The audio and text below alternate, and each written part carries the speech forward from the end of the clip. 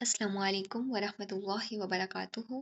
रब्बिश रह ली सदरी वयस्सिर ली अमरी वहलुल उक़दतम मिन लिसानी यफ़क़हू क़ौली। अल्हम्दुलिल्लाहि रब्बिल आलमीन। आयत नंबर 81।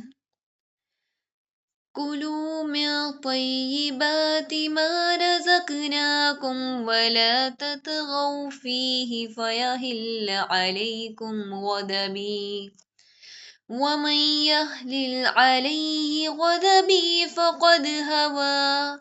तुम हमारी दी हुई पाकीज़ा रोज़ी खाओ और इसमें हद से आगे ना बढ़ो, वरना तुम पर मेरा गज़ब नाजिल होगा, और जिस पर मेरा गज़ब नाजिल हो जाए वो यकीनन तबाह हुआ। इस आयत की तफसीर में हम देखते हैं, अल्लाह रब्बुल आलमीन फरमाते हैं इंसान को चाहिए कि वो अल्लाह रब्बुल आलमीन की अता करदा पाकीज़ा और हलाल रोज़ी से फ़ायदा उठाए, क्योंकि यही इसकी असल नेमत है। इस आयत में बनी इसराइल को ख़ास तौर पर नसीहत की गई कि वो अल्लाह रब्बुल आलमीन की नेमतों की कदर करें और नाशुक्री या नाफरमानी ना करें, हद से आगे ना बढ़ें। इसका मतलब ये है कि खाने पीने में हराम को शामिल ना करें, असराफ ना करें, यानी कि हद से तजावुज़ ना करें। कोई भी वो चीज़ हो सकती है, पानी हो सकता है, कोई भी चीज़ हो सकती है, और अल्लाह रब्बुल आलमीन की नेमतों को गलत तरीके से इस्तेमाल ना करें। अगर इंसान अल्लाह रब्बुल आलमीन की दी हुई नेमतों में सरकशी इख्तियार करता है तो वो अल्लाह रब्बुल आलमीन के गज़ब को दावत देता है, जो बहुत सख्त अंजाम का सबब बनता है। अल्लाह ताला का गज़ब सिर्फ दुनियावी नुकसान ही नहीं बल्कि आखिरत की हलाकत का भी बाइस बनता है। आयत नंबर 82।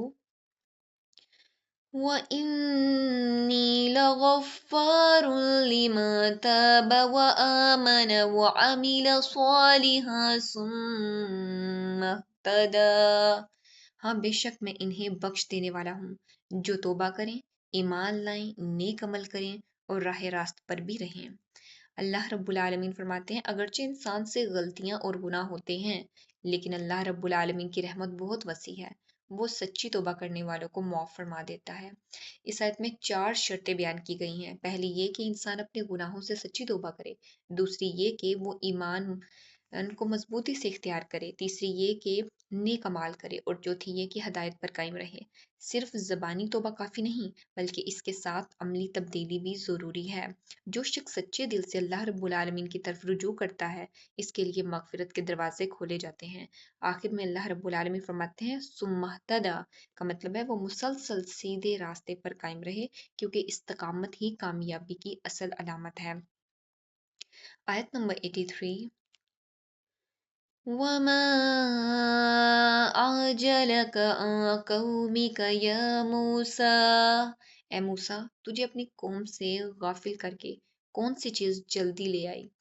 अल्लाह रब्बुल आलमीन फरमाते हैं, हज़रत मूसा अलैहिस्सलाम जब मीकात यानी कि तूर की तरफ तशरीफ़ लाए तो असल में वो अपनी कौम के 70 मुंतखब नुमाइंदों के साथ आ रहे थे, लेकिन अल्लाह रब्बुल आलमीन से मुलाकात के शौक में वो आगे बढ़कर अकेले ही पहुंच गए। अभी ऐसा नहीं था कि कौम के जो नुमाइंदे थे वो बहुत ज़्यादा दूर थे और वो खुद ही भाग कर आ गए, ऐसा कुछ नहीं था, बल्कि वो थोड़े से दूर थे और हज़रत मूसा अलैहिस्सलाम अल्लाह रब्बुल आलमीन से मुलाकात के शौक में, मोहब्बत के शौक में जल्दी आ गए।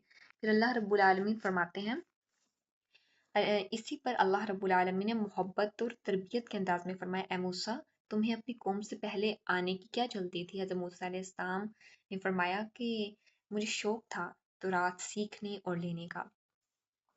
आयत नंबर 84। قال هم أولئك على أثري وعجلت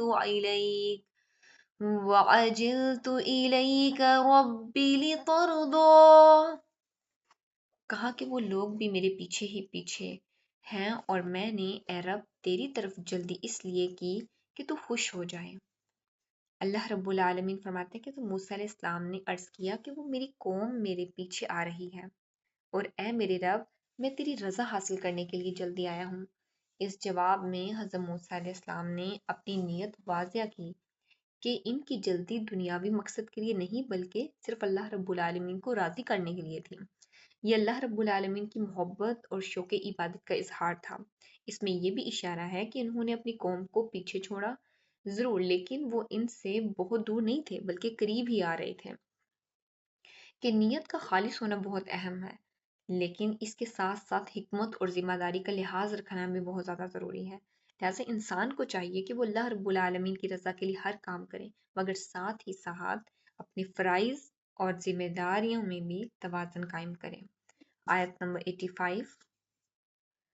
قال فإنا قد فتنا قومك من بعدك وأضلهم السامري، فرمایا ہم نے تیری قوم کو تیرے پیچھے آزمائش میں ڈال دیا اور انہیں سامری نے بہکا دیا ہے۔ اللہ رب العالمین فرماتے ہیں حضرت موسیٰ علیہ السلام کی غیر موجودگی میں ہم نے تمہاری قوم کو آزمائش میں ڈال دیا اور سامری نے انہیں گمراہ کر دیا۔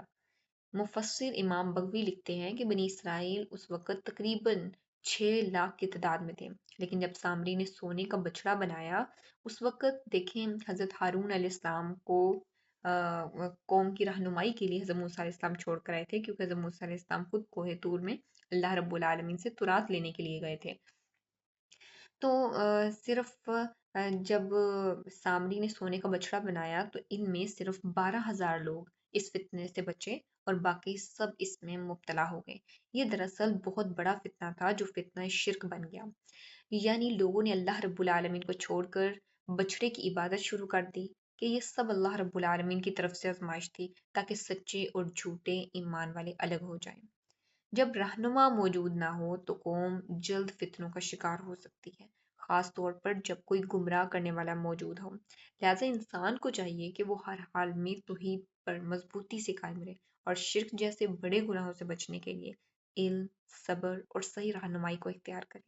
دیکھیے اگر آپ علم حاصل نہیں کریں گے، اگر آپ علم میں استقامت اختیار نہیں کریں گے تو ہمیشہ یاد رکھیں انسان کافی چانسز ہیں کہ وہ گمراہی میں چلا جائے۔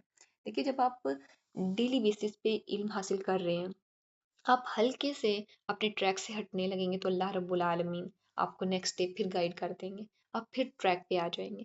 تو آپ کو جو استقامت والا علم ہے وہ کبھی بھی گمراہ نہیں ہونے دے گا۔ اللہ رب العالمین سے دعا ہے کہ وہ ہمیں دین کا سچا فہم نصیب فرمائے، اس پہ خود بھی عمل کرنے، دین کا پیغام دوسروں تک پہنچانے کی توفیق عطا فرمائے، آمین۔ وآخر الدعوانا ان الحمد للہ رب العالمین، سبحانک اللہم وبحمدک، نشہد ان لا الہ الا انت، نستغفرک و نتوب الیک۔ السلام علیکم ورحمۃ اللہ وبرکاتہ۔